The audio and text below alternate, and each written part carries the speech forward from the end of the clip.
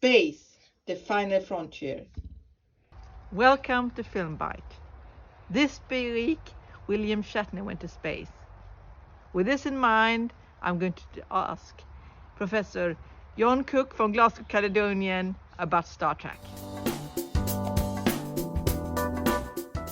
The media event of this week was William Shatner going into space. I'm standing here with Professor John Cook from Glasgow Caledonian University, and I was going to ask him about his opinion about Star Trek and William Shatner. So how do you feel? Captain Kirk is now going into space. Yes, whatever you think of the rights and wrongs of this event, it was certainly a media event of the week. An extraordinary feat to send a 90-year-old man into space. He's the oldest man ever in space. I'm just amazed he survived the journey.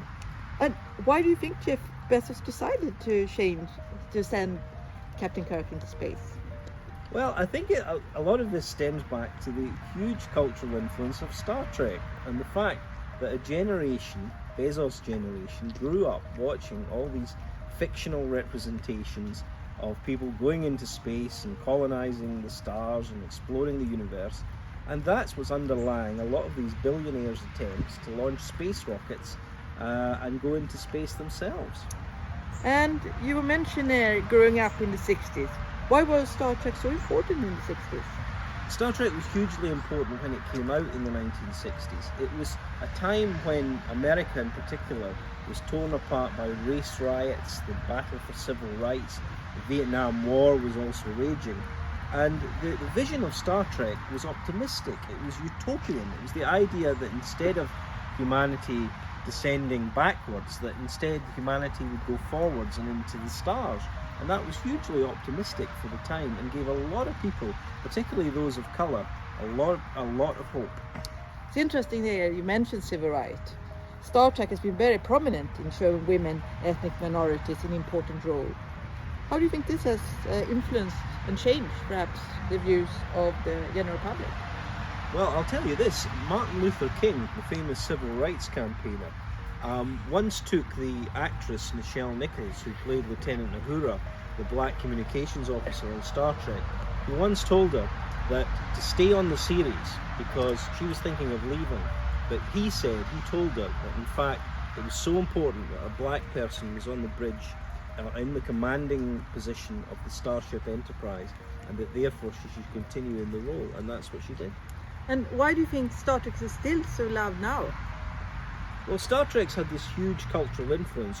It's what's called a transmedia franchise. In other words, it started as a TV series, and then it became a series of movies, and since then it's spawned a number of television series, starting with the Star Trek The Next Generation in the 1980s, and continuing right up to the present day with Star Trek Discovery. So therefore, it's all over our culture, particularly in America. Star Trek is a brand, a franchise, and everyone recognises the name. It's interesting that many of the things that were then science fiction is now science fact. What do you think about this? Yes, well that's true. A lot of the things that Star Trek showed, such as, for example, mobile communicators, we now have them in our pockets. And the interesting thing is that a lot of the designers who made these things real actually took their inspiration from Gene Roddenberry's, that's the series creator's, original vision for Star Trek, and the idea that anyone could communicate with anyone at any time.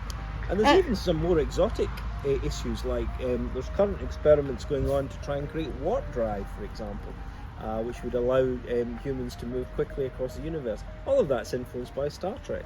And finally, what is the future of Star Trek? What about, for example, having it recorded on the International Space Station? Now that would be an interesting idea. Apparently plans are afoot for a Tom Cruise movie to be filmed on the International Space Station.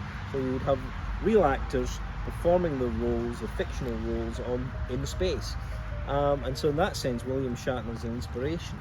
As for Star Trek, while the movies seem to have stalled a little bit in recent years, the television side of things is going full strength. And there's a brand new Star Trek series called Star Trek Strange New Worlds that's going to launch, which is going to take us right back to the very beginning, to the very first captain of the Enterprise, Captain Pike, who was Captain Kirk's predecessor. and so that's going to air sometime in America in the near future. Well, that sounds very interesting. Okay, thank you very much for this interview.